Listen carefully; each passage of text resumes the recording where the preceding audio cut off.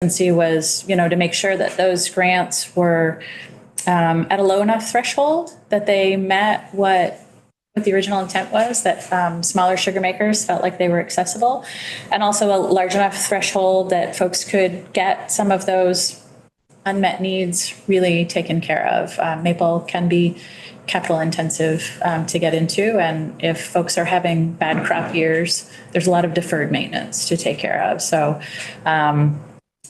we had lots of conversations with them to make sure that those grants walked that line, and zero match is unheard of. So the association created a large format postcard, and we culled everyone from our list to share Maple ADG with for that reason. I just wanted, sorry to interrupt, but say we're now officially starting our meeting. Okay. So if you want to introduce yourself for the record, and then you can. Great.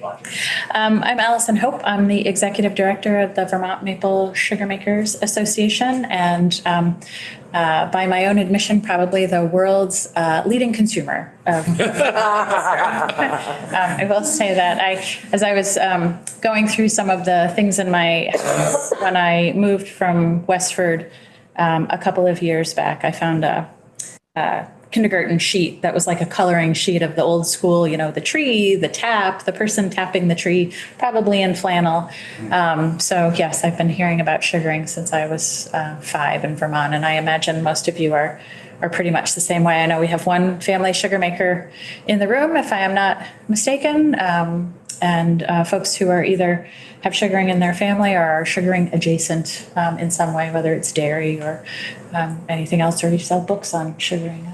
Tell jokes about sugaring. They tell jokes about maple syrup. So we appreciate this opportunity. I wanted to sort of share the larger scope, what's going on in the world of maple, funnel it down to what's happening in the state of Vermont, what those trends look like, and beyond what we might find out from the AgDev grant in terms of unmet needs, where people are seeing challenges. One of those challenges this last week, of course, would be the windstorms and issues with trees down and main lines, and just like utility poles or anything else, it's a hard way to get the season started if you have to re-clean your sugar woods and reset your lines instead of tapping your trees. So that's pretty difficult, and I would expect folks to just jump in where I'm missing or don't. I'll just I don't mean to contradict. Yeah. Oh, sorry. Just because of the layout of the cameras and Yep. so forth, it's One at a time. hard, but we can pull up a second chair. Okay, I think that would be great. Yeah. I feel like Maple is just not a discrete conversation. So it's more of a group conversation. You all need to play more in the middle. Okay. Just so the camera can see you. And while resources are thin, these are these are some of our resources. Yeah. Ready? Want to introduce yourself Sure. to the camera? Sure. James Buck.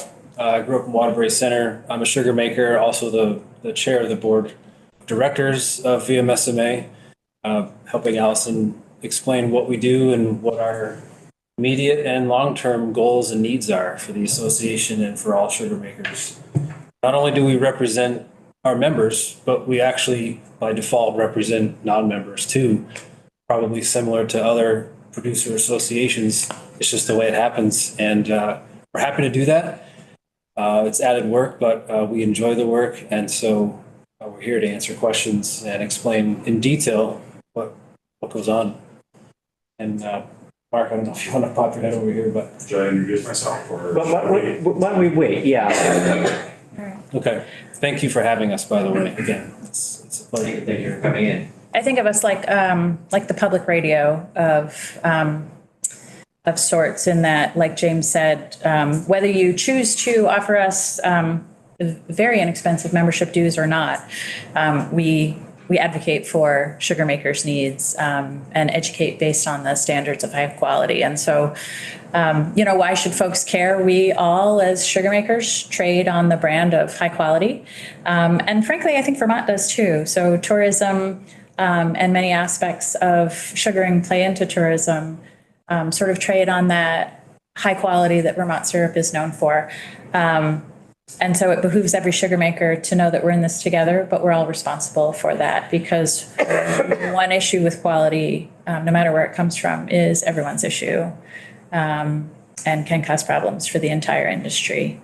From a state of where the US sits, the trends are growing, and I shared a data table in my written materials. But if you look at production years from 1992 to 2022, production in the state has grown about 350%. I'd be hard pressed, I think, to find another ag or forestry product that has experienced that kind of growth. And our testimony here, I think, is two-sided. We're really proud of that growth, and I think that growth comes on the back of innovation at the hands of sugar makers and equipment manufacturers, which is great for jobs in the state of Vermont, and it's great for keeping our forests intact and biodiverse. But it means that I think that our capacity for technical expertise at the state level just hasn't kept pace with that growth. And it's happened over, 30 years. So we could have kept pace with it. Some of that is at the agency level. There is no one at the agency level who has any technical expertise in terms of maple syrup production or maple sugaring. And I say that's notable because we used to. And it was before my time with the association, but we used to have that. So Henry Marcus was employed by the Agency of Ag. I think he probably retired 5 or 6 years ago. And he walked that amazing line of being a partner in sugar makers and understanding where they were coming from, and also understanding the regulations. He was and still remains a resource to the sugaring industry. But when he retired, that position was sort of stripped of any of that type of expertise.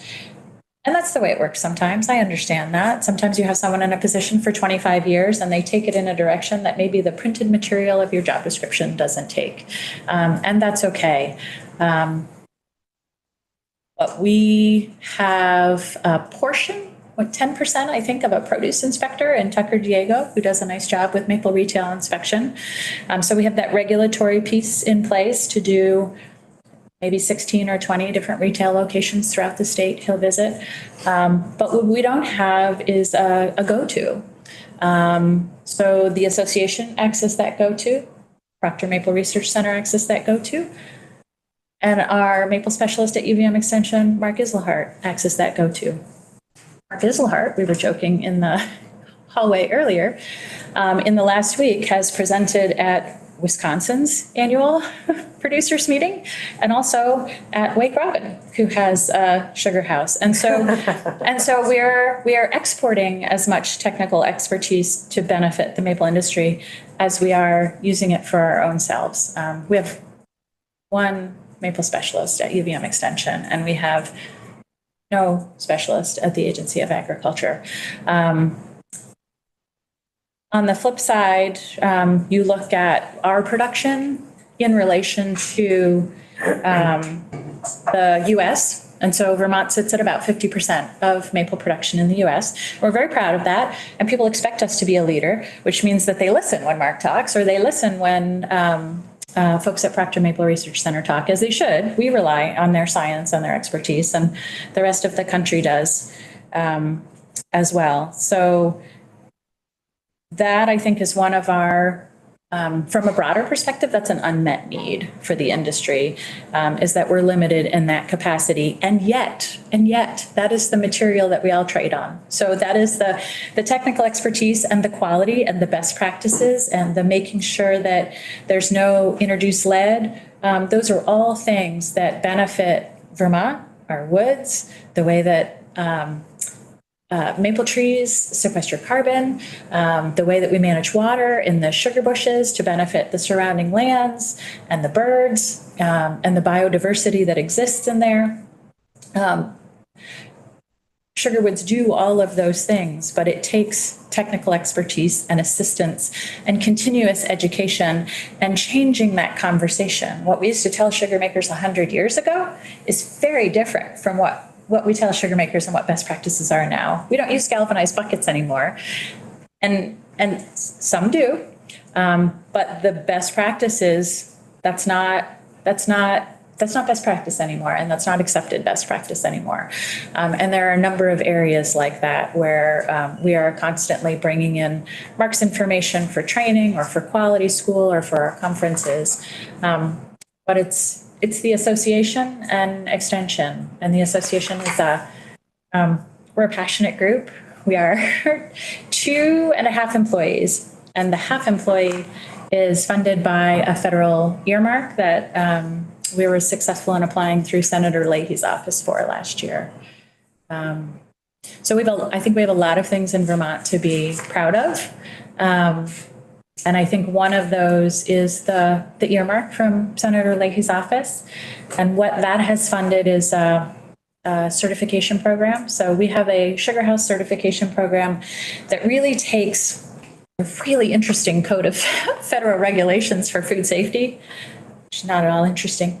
And we relate those to maple. They weren't really written with maple production in mind. A lot of the food safety regs weren't really written with maple in mind. And so it takes that translation of, okay, it's food production, and we all need to remember it's food production. How do we take what we're supposed to be doing and translating it to what the heritage of maple has turned into, and how we use technology, and what equipment manufacturers are using to produce their equipment. Not introducing lead, not introducing allergens. That's a current and ongoing conversation, and folks are on a spectrum in terms of what they're used to and where they see themselves headed. And that is fully an association and sugar maker funded enterprise. And the earmark from the federal government has really helped us launch that in a way that feels incredibly useful and forward-thinking. And I think it's the only one in the country. So we do have some goals of world domination in terms of the food safety certification program. And we have a manager in place now who has worked with some of the largest packers in the country on their quality assurance. And so she will take that program to the next level. But our goal is really for every sugar maker in the country who's selling retail or bulk to go through that program and really understand what it means to make really high quality, really food safe maple. And for that, we would obviously love assistance stateside for those sorts of programs.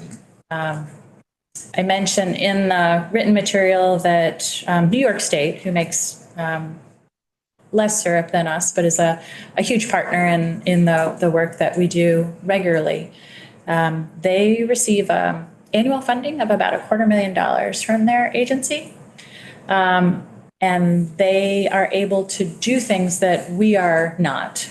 And I completely understand. We're coming in at a time when we have regular flooding and regular windstorms and inclement weather that, you're getting asked by the loggers and by the dairy farmers, and there's no end to the need in this state. And we completely understand that. So I try to temper that ask with I understand this is a long-term ask for technical expertise, and it could happen over time, but we have to start the conversation at some point. I'm not expecting for anybody to offer a suggestion that $250,000 gets added to the agency budget.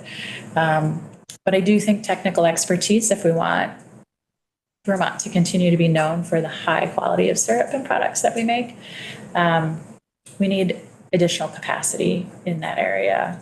And not just at the state level, but at UVM extension level as well. Things are good. I think that I was at the Orleans County meeting last night and was listening to Jared Nunnery, the county forester, talk about his crystal ball and, when he got questions about how the season is going to go this year based on flooding and storms and whatnot. He said, ask me in May. I'll have the answer in May, which of course is, after the season. For the capacity that we do have, we do a lot of marketing. So the association does a lot of producer-facing education where we really focus on quality, peer-to-peer networking, anticipating needs. The recent storm means that we're reminding folks to get in touch with their local USDA FSA offices, to file reports and let folks know about damage so that John over there can talk about what that looks like statewide and ask the USDA for help. We also do consumer-facing work. So we have been successfully awarded a couple of specialty block grants through the agency to market Maple to consumers.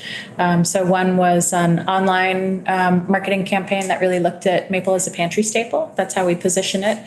And that's how that's how COVID affected the maple industry in general. Maple syrup sales went up, and they were healthy, and people started to use it more as that local, natural, single ingredient sweetener in their pantries and pull it out more often. And that really is the overall goal. And so keeping people at that level of cooking at home, eating with your families, looking for pure maple syrup is really what we're looking for. We also started a passport program called the Maple Meander, where you meander around the state of Vermont and visit different sugar makers and get a sense for what different operations look like and all the different ways that you can use maple syrup. And then quality and food safety are really those other linchpins. So in terms of other areas of opportunity, I think containers are a big one for us. As I noted, the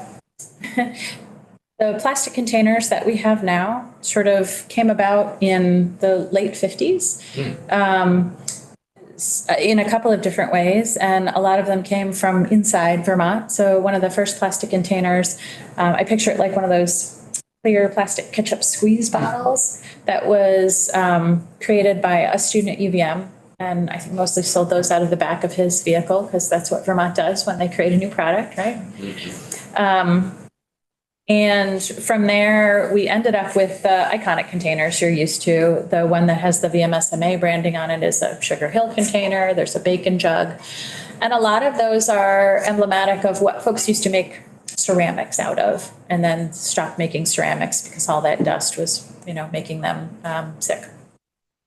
And from there, it really hasn't changed very much. It's a hot pack food. But we ask a lot of what we need from any given container. We need to be able to ship it to customers. We need to be able to hot pack it. We would prefer something with an oxygen barrier so that the color doesn't degrade over time as it sits on the shelf. So maple syrup has a really long shelf life, but if you put it in a container that allows oxygen in, that color changes over time. And if you sell it retail and it sits on the shelf and Tucker comes in to check the color, more than likely it's going to be darker than the grade allows. The flavor might not have degraded, but the color certainly will be darker than grade, depending on how you've packed it. We want folks to be able to fit it in their refrigerator because that's where you should keep it after you open it, or your freezer. We want it to fit on the retail shelf. We want it to be eco-friendly. There's all sorts of considerations in terms of packaging. And what we'll be doing this spring is applying for a USDA ACER Access and Development Grant.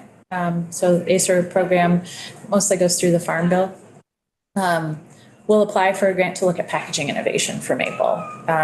Something that will start in Vermont, but definitely will include all other maple producing states and sugar makers and benefit the industry in general. We'll partner with the Agency of Ag to do that because as an association, we can't apply for those grants. Mark applies for those grants through UVM Extension. The Agency of Ag has applied in the past for ACER grants, and that's how they do some of their maple marketing and promotion. We think some of that ACER funding is best suited for what's next in the packaging world. So that's a long-term solution to what has felt like a long-term problem over the last 5 years with supply chain interruptions and fewer and fewer folks making those containers and not really focusing on whether those are actually the best containers for maple or not. So we're looking at those sorts of things. Proctor Maple Research Center, I don't know if you stayed apprised, you have a lot to pay attention to, but Proctor enjoyed the leadership of Tim Perkins for the last 26 years. So Proctor Maple Research Center is 75 years old. So for a third of their time, they were really lucky to have the leadership of Tim Perkins at the helm. And Dr. Perkins retired. And at the same time, the assistant director there, Dr. Abby Vandenberg, also left this summer, and she'd been there for about 20 years. So there's been a shift at the top of UVM and a shift at Proctor in a way that I don't think folks were necessarily expecting the way that happened. And so Proctor is I can't even state this highly enough. They are a crown jewel of the maple industry. We rely on the science that happens at Proctor. And we don't just rely on it here. When Dr. Perkins speaks, people listen. The whole world listens. They listen. And people have some interesting ideas about the best way to make maple or what is a best practice.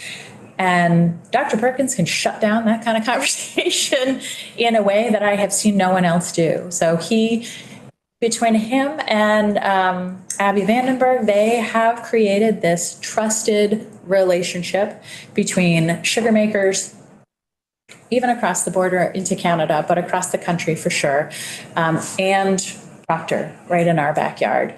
And so we really advocated with UVM through our other network groups to make sure that they understood how important Proctor was to the industry.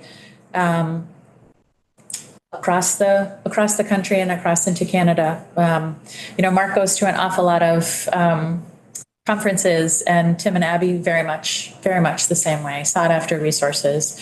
I don't see a ton of maple research out there that I read regularly that doesn't have one of those three names on it. We have the superstars of the maple industry in our state, and we want to keep it that way. We advocated for them to look more at hard funding for these positions rather than relying on grant funding to fund such important positions. And it sounds like that's the direction they're going. It's just something to pay attention to. They're hiring for a scientific director now. There's another leadership position that they've created as well over there. And my understanding is that those are both hard money positions. And they're creating an administrative position as well to help out, which they haven't had in the past.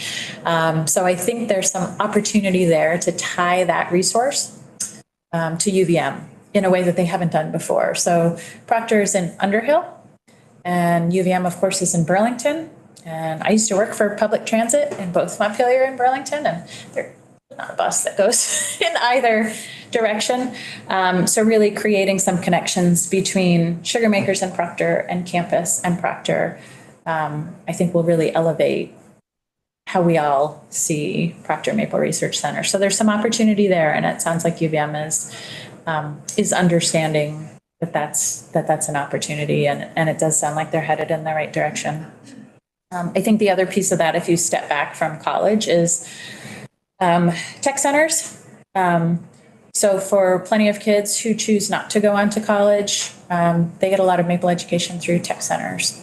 And Mark can certainly talk about the maple career development work that he does.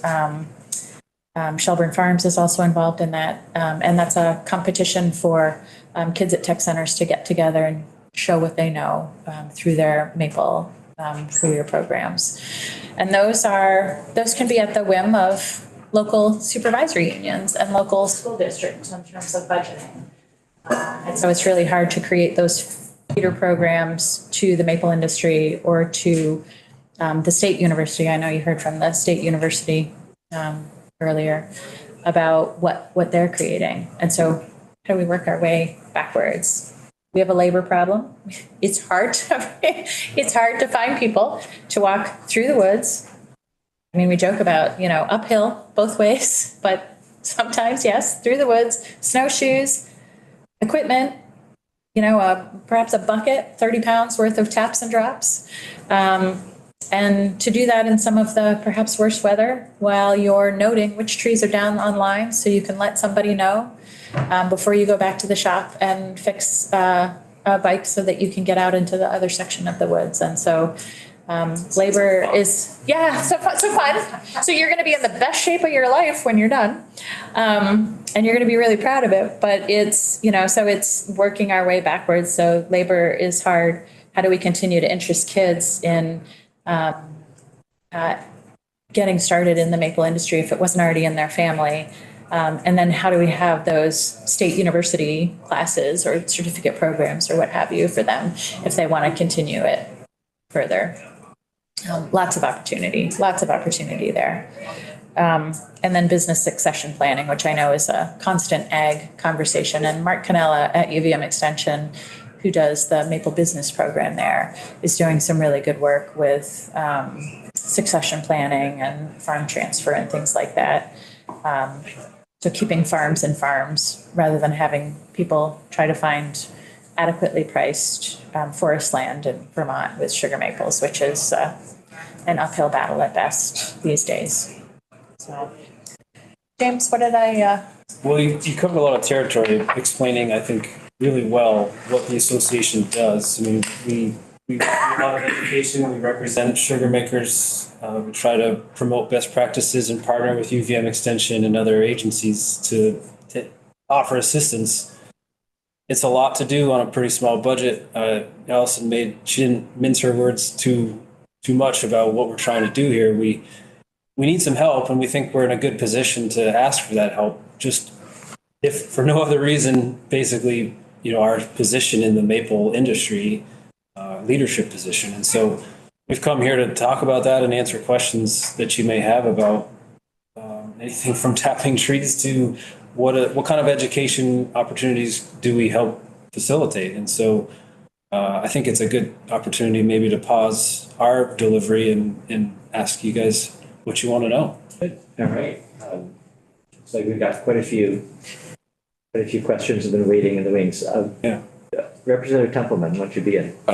We haven't introduced ourselves. I'm David Templeman, Orleans 3, that's Brownington, Barton, and Westmore.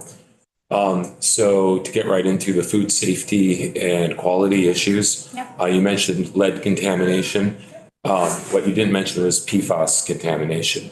And I know that this is a hot button one, but I think if we can solve this problem, we can make the Vermont brand of maple syrup all that much more attractive to the world.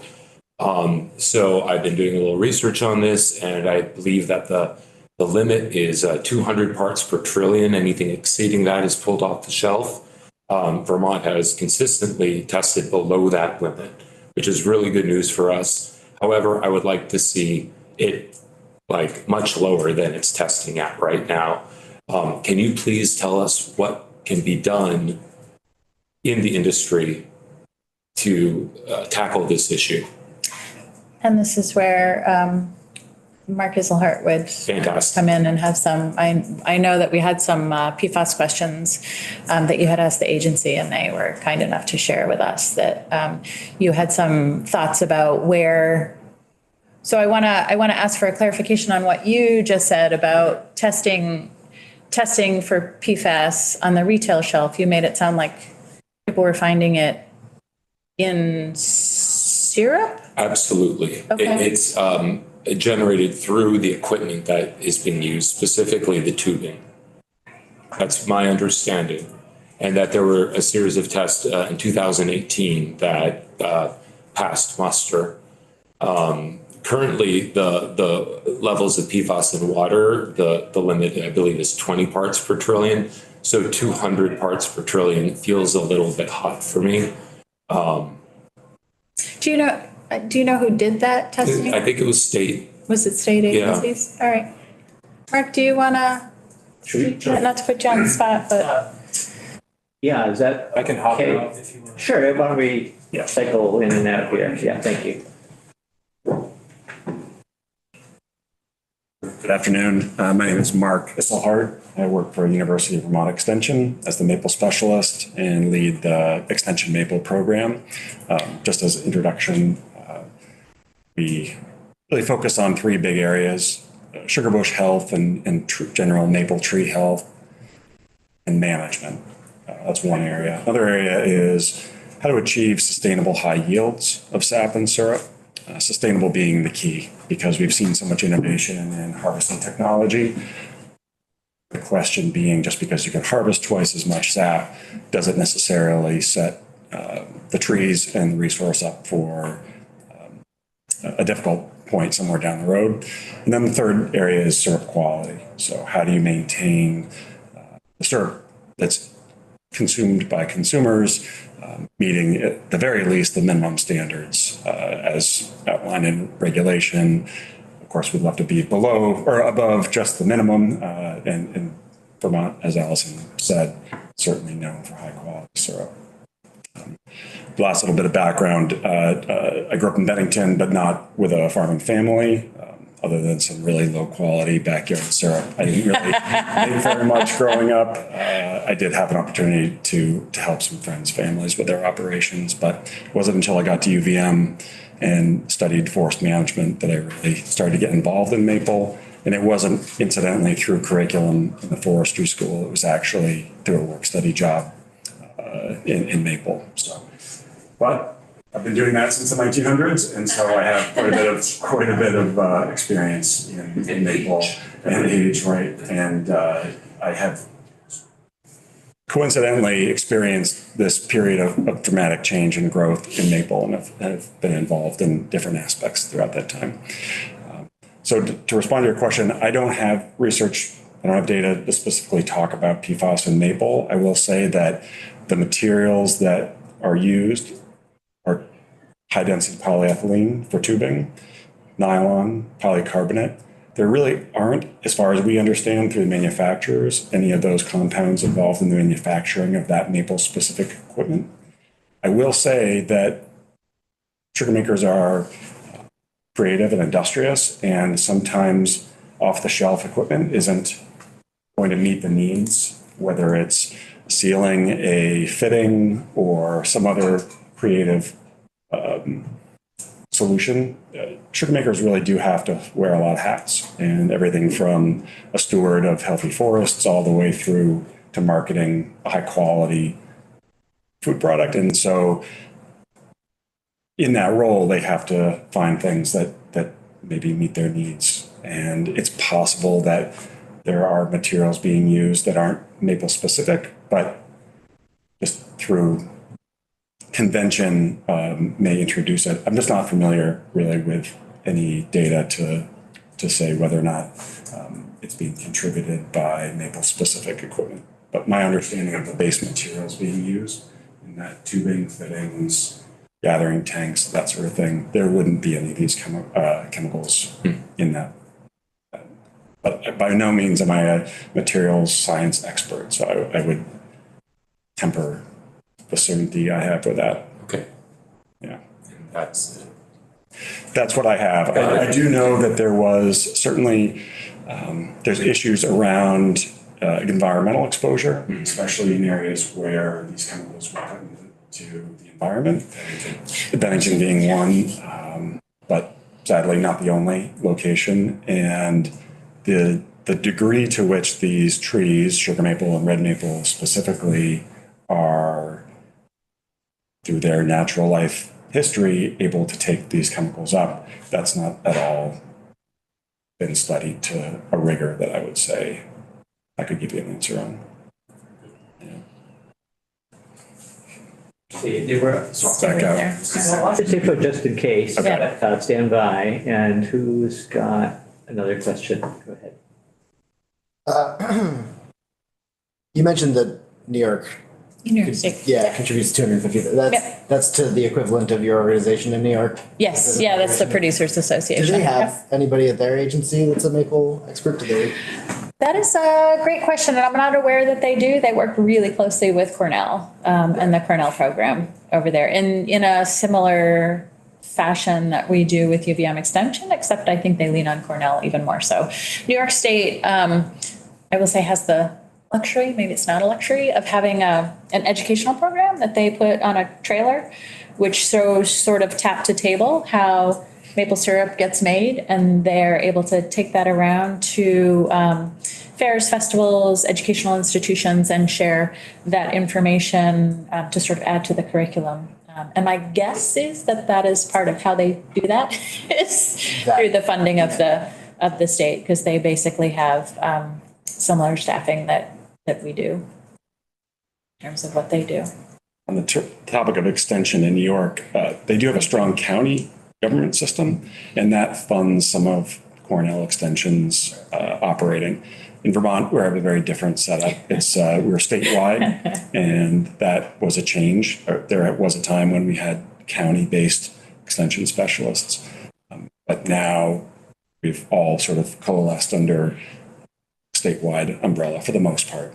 4-H can be a little bit is more county-based, but for different agricultural products or other resources, we're pretty much statewide.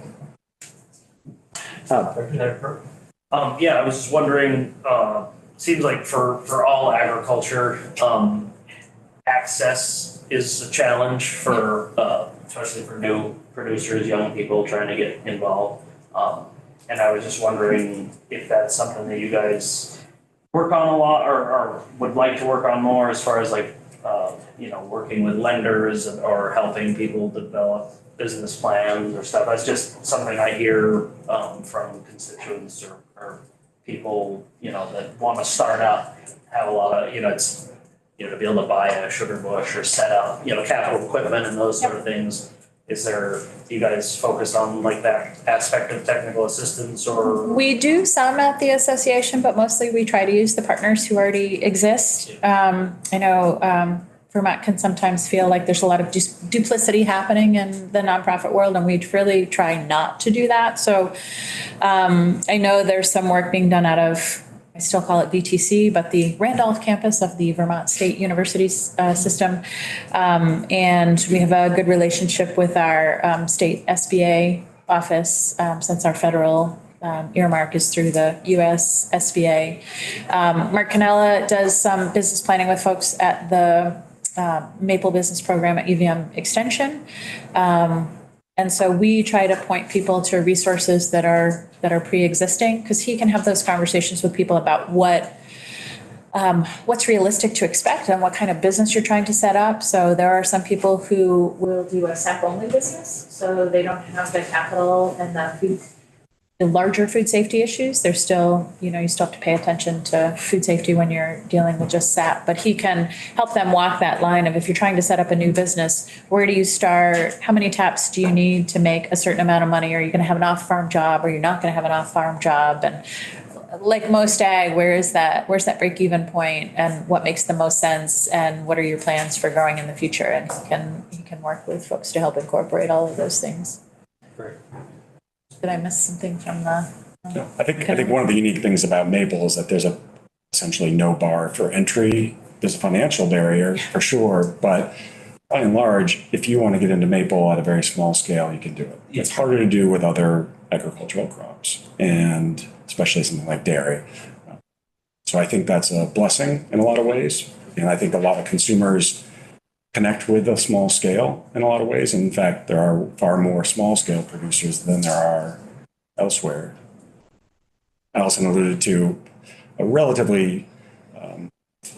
scarcity in data about production. There is some data available, and it points to not unlike other agricultural crops, 80% of the crop is produced by about 20% of the producers in Vermont. That's a pretty common ratio that you see in other things. But that has changed over time. 100 years ago, it was broadly distributed, and maple was part of other on-farm activities. And we've seen over that time, producer operation size has grown through adoption of innovative technology and just kind of a lack of labor willing to do the work. It just also means that since anyone can essentially jump in and do it, all the more reason for high quality education, people to understand, you can't use a garbage can that you bought at Auchan to collect sap. It's not food grade, it's not appropriate. And that could very well be a source of, that's not Maple specific equipment. It's not being sold by a bona fide equipment manufacturer, and yet it will technically hold this liquid until you boil it. So there can be issues there with educating, and we talk about it every time we do a presentation about syrup quality. And I think that's somewhere we can connect the dots between what your goals are when you talk about PFAS and other contaminants and food safety, because as we ramp up the certification program, we're looking for things that aren't intended for maple. We're looking for those little quick fixes that somebody put on something and then forgot was there. Our certifier is just a different set of eyes to say, oh, you walk by this thing every day and you don't see it anymore, but it doesn't comply with food safety regs, and it's not best practice. So let's give you some money to fix it. And so I think that's where there could be an easy and good connection between the agency and the state and the association in terms of it's in everybody's interest to make sure that we continue this sort of program, and that it's workable for us. And perhaps it's best for it not to be solely borne on the backs of sugar makers, to continue to make sure that we have food safety and that we keep chemicals out of our food and out of the ground. And so I think that we have programs for that, and it's just a matter of making sure that those are sustainable, so that all those goals can be met, for sure. Representative O'Brien. Mark, while we have you here, I'd love to hear your thoughts on maple stress, just both in climate change and also what you were referring to earlier of that sort of extraction. Like if we get too good with technology, Sure. Is it like a bovine growth hormone thing where the trees themselves start to? Yeah. So broadly speaking, and this is not necessarily something that I collect explicit data on. It's really being open to hearing what's happening with Forest Parks and Rec and their systematic sampling of forest health, conversations with consulting foresters, my own personal observations, but not necessarily explicit research.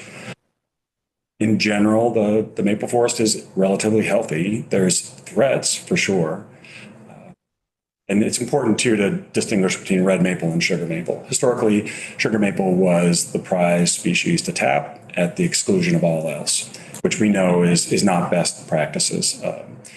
Focusing on monoculture is not healthy in any agricultural activity. And we do know that from years and years of those practices, there are some stands out there that are relatively pure sugar maple, but maybe aren't growing on ideal sugar maple sites. And yet over years of practice and thinning, and you've now eliminated all those other species that maybe were more competitive on that site. So on the surface, it might look like a sugar maple site, but then when some of those events that take place that are really stressful for sugar maple, informally, sugar maple is sort of called the Goldilocks tree. It likes it a little bit wet, but not too wet, a little bit warm, not too cold. So when you have events like prolonged lack of moisture, or the opposite too, like we've had this past year, too much moisture, those stands can appear really stressed. And that stress is real, but perhaps there wouldn't have been quite that amount of density of that species were it not for the year after year tending. So there's that underlying stress or underlying threat about environmental factors. There's absolutely stresses from invasive plants and organisms. I would say any plant that shades native regeneration is going to be a real threat for developing the next generation of crop trees. And invasive organisms such as the invasive worms that consume a huge amount of that organic material that's really critical for germinating seeds, that can have a significant effect on, again, establishing the next generation. Deer browse in certain areas of the state can be really significant, and you start ending up with a single age forest, which we know is just not as sustainable and not resilient to the stresses. Flashy floods, I mean, drought is one that doesn't necessarily present itself really visibly, not nearly as much as like a windstorm or an ice storm. But when you look at how the tree responds, it is quite significant. So a tree is going to shut down its ability to photosynthesize, and its growth is one of the first things for it to stop doing as a result. So prolonged drought, which we may or may not be looking at in the future, would be a real concern. So kind of want to give you the broad look that things are okay, I would say, depending on what your appetite is for stress or threats, but there are some real threats around. I haven't talked about Asian longhorn beetle or a species that doesn't really target maple specifically, emerald ash borer, but ash can be an important component of a good healthy forest. And then if those are suffer mortality as a result, how does that impact the sugar bush or the forest? So I'm not going to say no stress at all, but I would say broadly it's in decent shape, but there are some real threats out there. Yeah. Yeah, thank you. I was actually going to ask you a question that you answered in your last two sentences, but I think for the understanding of committee members that are not is conversant about the forest portion of our responsibilities. And it's very important to understand there is no sugar maple forest type. There is a forest type that is one of three dominant climax species components, and that's northern hardwood forest type, which is the composition is yellow birch, American beech, and sugar maple. And to Professor's point, there's been a tendency for economic reasons to cull out the beech component because it has low economic value as a forest product, it has a high value for bear population food. So it has a different type of important value, but historically sugar makers would often, they want a higher, possibly less diverse composition, but a more productive forest, which creates risk. So that was just something I wanted we need to understand how, for biodiversity and all the values that come from that, we need to have some awareness in that. The other form of stress, which we were taking testimony earlier this week, now, much more tragic and sad issue that had to do with timber theft. And someone pointed out that there are landowners that have found, to their surprise, they don't go out in their woodlot, they found someone's been tapping their forests significantly. And that brought up, well, what are the damages? The trees are still there. They've been stealing sap. But my question is, how do you document as a research professor continuous tapping? How does that decrease the longevity? Does that expose the stems to disease? And what can you teach us or tell us how about that stress factor? Sure. And thanks. And I will, just to set the record straight, I'm not a professor. I'm a maple specialist, staff level, but I'm not, it was the easiest PhD I think anyone ever earned. I do appreciate honorary. It was the committee's honorary PhD for you. Yeah. We treat them. It's a great question. And it's something that is one of the first questions we get when we say, sugar makers are now able to harvest twice as much sap and therefore sugar from the trees that we did historically. The follow-up question is almost, well, that's great, but what's the effect on the tree? So we're talking about a plant that For sugar maple specifically, it's natural life, maybe 250, 300 years if it isn't harvested for other products or succumb to some other stress. So that's a very long-lived species. And as you said, it is absolutely a critical part of that northern everglades. So we have an experiment that I am part of at the Maple Research Center where we call it our long-term project. And we have a group of trees that have no previous history of tapping. They are of tappable size, and by that I mean they're averaging 13 to maybe 15 inches in diameter when we started the process. And that group of trees, again, it's a single site, single environment. There's no replication in terms of different locations throughout the state or different states. But that one site, we've now had this experiment running for 10 years. And that group of trees was divided into 3 areas.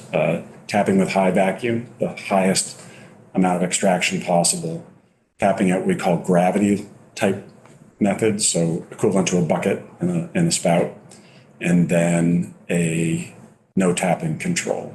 And I can't get into the whole hour-long presentation about where we're at, but I will say that that when you look at the critical measures that we've been looking at, primarily diameter growth, as a way of integrating overall tree health, there are no differences in growth after 10 years.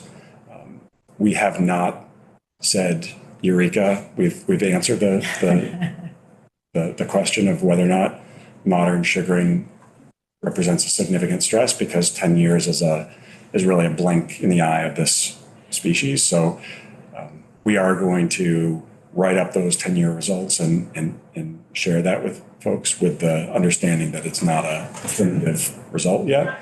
When you also look at general crown health, in addition to diameter growth, we're not seeing any differences between those treatments. And even though we've documented very carefully how much sap and how much sugar has been extracted from those 2 treatments, and obviously nothing extracted from the control, and yet we are averaging twice as much harvesting from those high vacuum trees.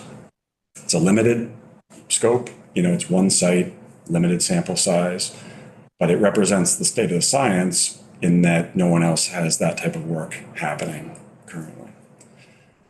It's going to be continuing. It is a really important question. And the other thing I'll point out is that the technology has changed. And so there's a limit to how much vacuum you can pull. And we're not quite at the upper limit of theoretically what's possible. So there could be even higher levels of extraction. But we're most of the way there theoretically. Just so you know, the highest you could ever pull for vacuum on a tap hole is whatever the barometric pressure is for the day. So if you look at the forecast and it says 28.5 inches of mercury, you couldn't pull anything above that. It just is not possible. And so then sugar makers will tend to look at the technological barriers to getting close to that, because the amount of wounding is the same. The amount of tap hole staining, the non-conductive wood that the tree produces is not different based on different levels of vacuum. What is very different is the amount of sugar and sap that's extracted each year. That's a very linear relationship, but when we expose trees to different levels of vacuum, cut them down, quantify very precisely the internal wounding that's produced by that staining, we see no difference.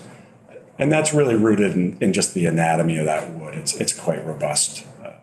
And even though we're pulling high vacuum, we're not able to break cell barriers and stuff with that vacuum. So I guess it's a good news story, at least in the very early stages of this, but that work needs to continue for a lot longer before you're going to hear anyone, at least that's directly involved in that research, say modern sugaring is a completely sustainable practice. Because what you're talking about is some stress. It's absolutely a stress on the tree, but it appears, at least after 10 years, it's more of a chronic stress rather than an acute stress. And just the magnitude of that, we're not quite sure, since it's only been going for 10 years. Does that follow? What's that? Could I just ask a follow-up? Yes. How much, even with a high vacuum, what percentage of sap gets extracted? That is such a good question. I wish I knew the answer to it.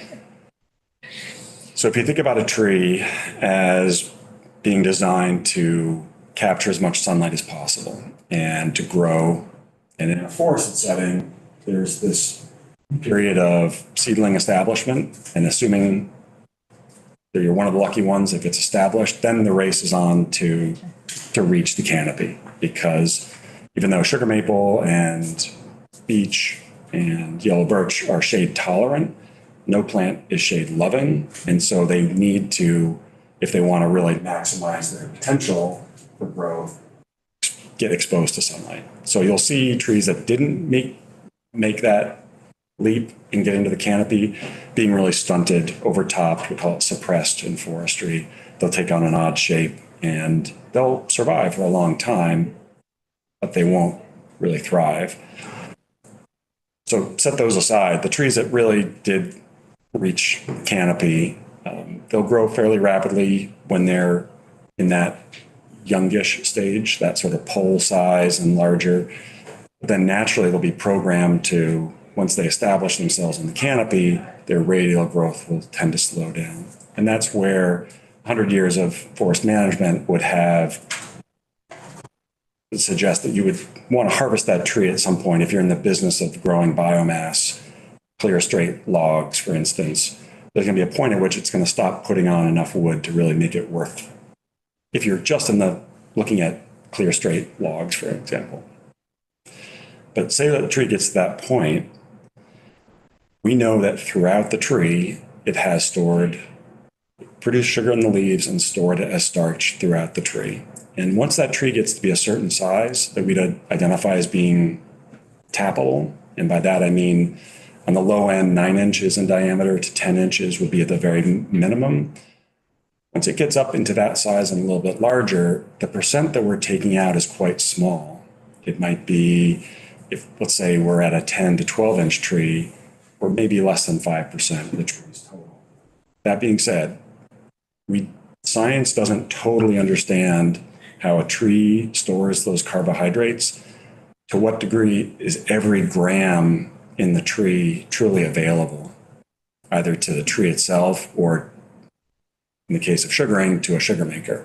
So if every gram that's there is available, then that percentage would be closer to that 5% or less. It gets much less when you get to be what a lot of folks would see as like a tappable tree, 15, 18 inches. That's assuming everything is available, but like I said, we don't really know if that's true. If there's a portion that is there, but not really available, then your percent, to answer your question, the percent you're actually taking out is going to be driven up higher. So that back of the envelope calculation, maybe 5% or less, is really based on the assumption that everything that the tree has stored is truly available.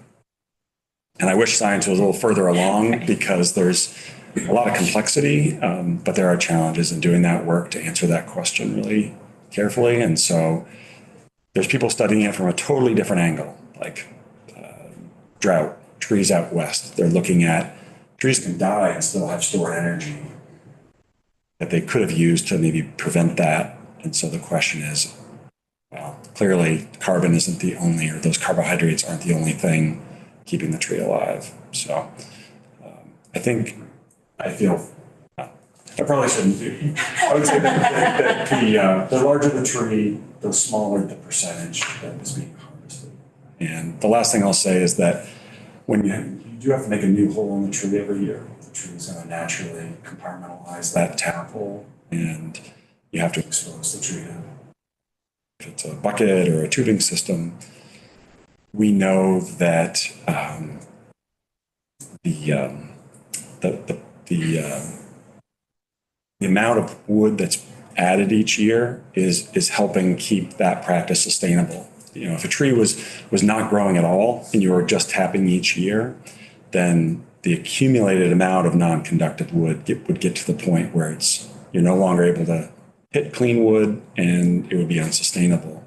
So as long as the trees are being well tended to and sufficient thinning is being done, not overly thinned, but enough thinning to let them grow, we see it as a net positive amount of wood growth. And that's sort of what we're seeing in that long-term project.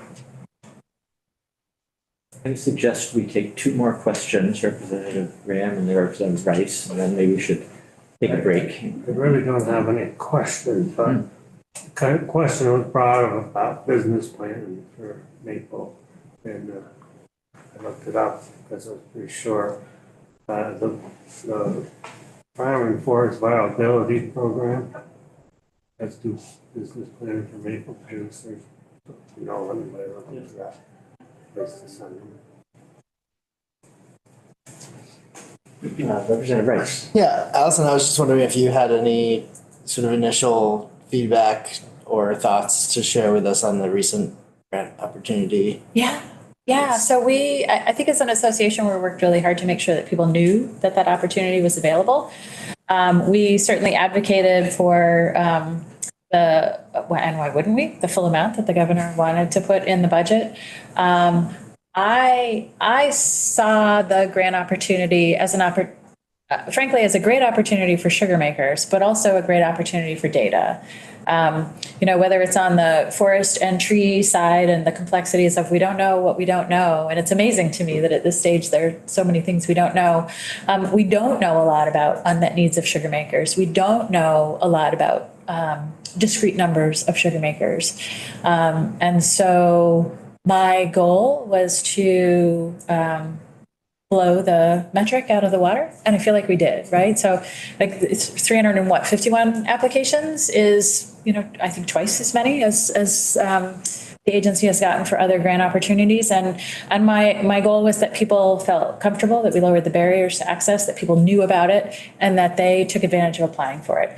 And at the very least, it's a way to understand the needs of the industry in a way that maybe we couldn't in the past, knowing that a dozen or so were going to be funded. So I think the agency did a good job with that, and I think they were willing to partner with us to sort of, and I know they talked to Mark and UVM Extension as well. So they reached out to stakeholder groups to really understand how to frame it, and really understood they needed to pivot at the last minute for timing so that they weren't putting this grant opportunity out at a time when people are in the woods tapping their trees.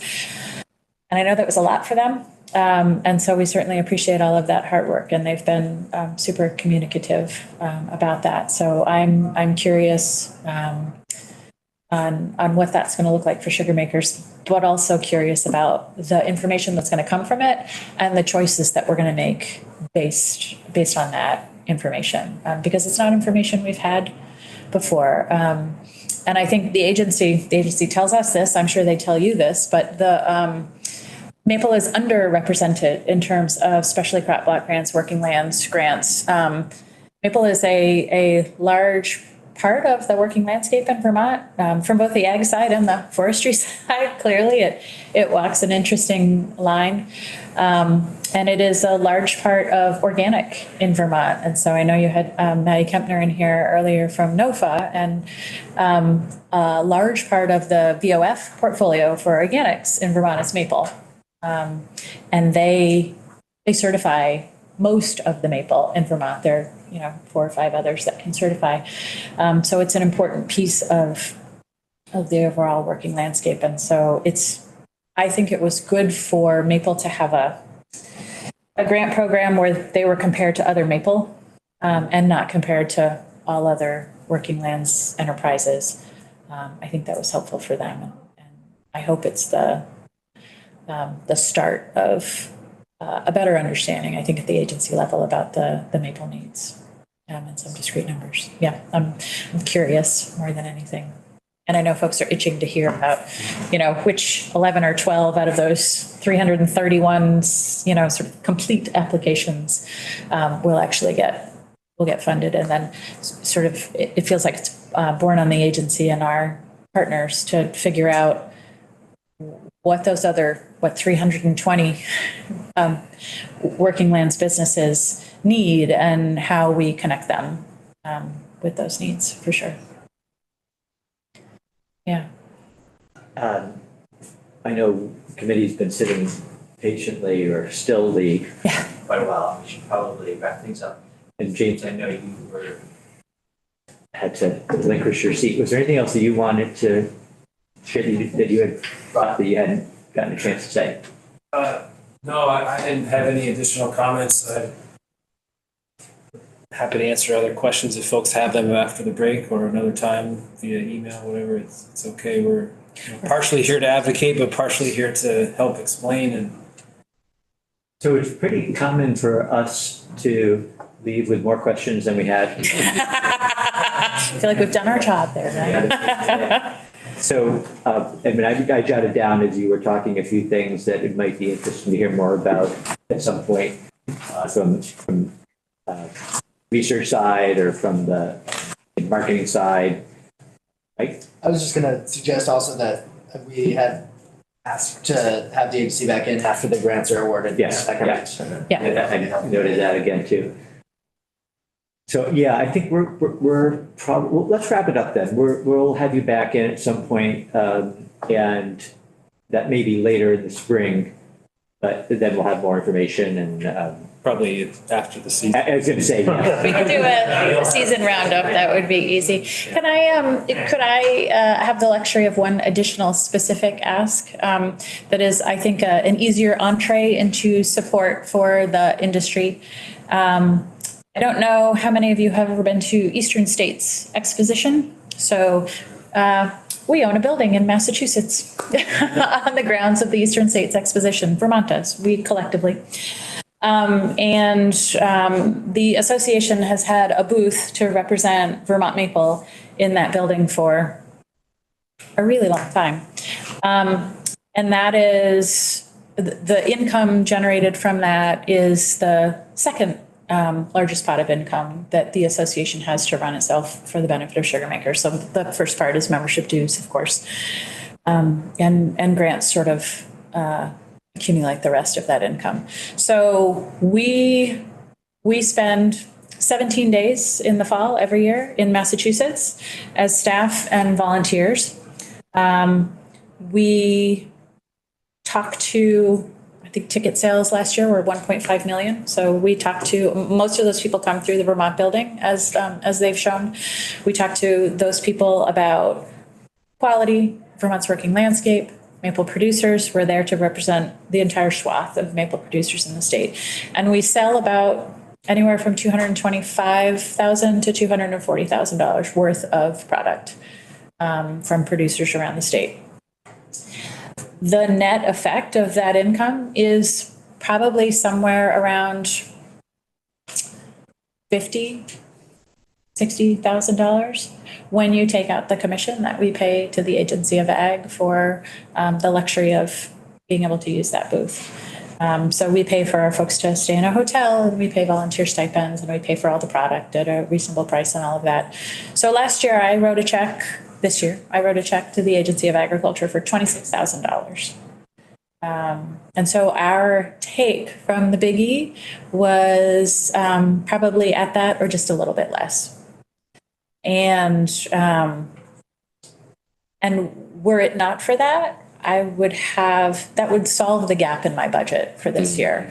And so I cannot underscore the value of that kind of money to turn it right back around and offer resources and information and quality classes with Mark to sugar makers across the state. And so for me, I feel like that's an easy ask for support, is to say we are one of two nonprofits in that building, fully appreciating that the Agency of Ag manages that building and our buildings and maintenance crew take care of the utilities and the heat and hot water and the things that happen there. But it's a 12% commission, which is the same as every other booth in that building. And if there's an opportunity to support ag and cutting that in any way, that would be extremely helpful to sugar makers across the state. Good to know. Thank you. And I will leave you some great cards and some cookbooks and some stickers. I was going to ask for recipes. That was a good Yes. question. Right there. Recipes right here. All right. Thank you. Thank you. all for you. We'll be for more. Yeah, happy to talk. Appreciate your time. Yeah, thank you very much.